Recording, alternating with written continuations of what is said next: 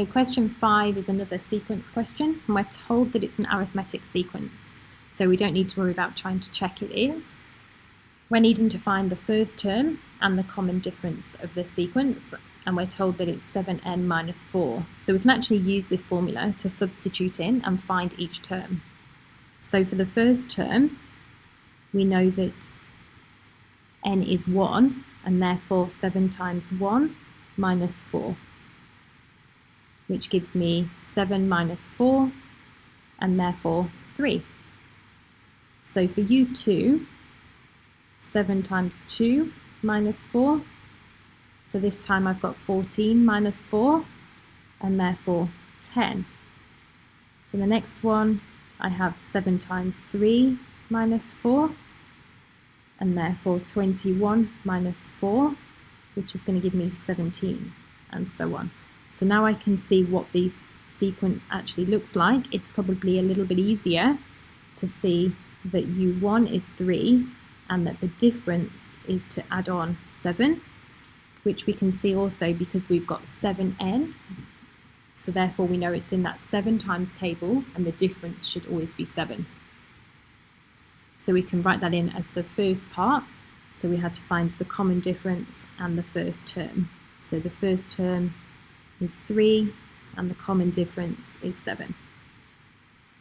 And then for part B, we need to find the value of that sigma notation for the sum. So we know that the easiest way of doing this is just to write it out and to show the sequence. So the first term here, so UR, where R is 1 to 20. So it's using this same formula, and it's saying add the terms together from 1 to 20. So find the sum of the first 20 terms. Okay, so again, we know the formula is going, or the sequence, sorry, is 3, 10, 17, and so on. And we're finding the sum of the first 20 terms.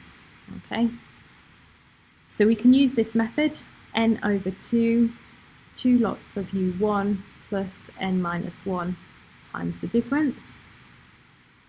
And we know that it's the 20 terms, so 20 divided by 2. We know that the first term is 3. And if you got the answer wrong in part A, you would get carryover marks to using this formula in part B. So if for some reason you couldn't do part A, give any value of u1 and d, and then at least you can substitute it into part B and you will still get the marks. So when I substitute this in, I then get an answer of 1,390. Okay, now you could also use the other formula that's given to you in the formula book. So instead of this one, which is n over 2 u1 plus un, which is the last term. And if you did this one, you would have 20 over 2. The first term is 3, and the last term you could then find by saying what is the 20th term of the sequence, which is the first term plus n minus 1 lots of the difference. So you could also do it this way. I think that gives you 139, and then that would pull through to the same answer in the end. Okay, so it's up to you what method. The second method here is probably a little bit quicker, but this method will always work for pretty much every question if you just wanted to learn one method.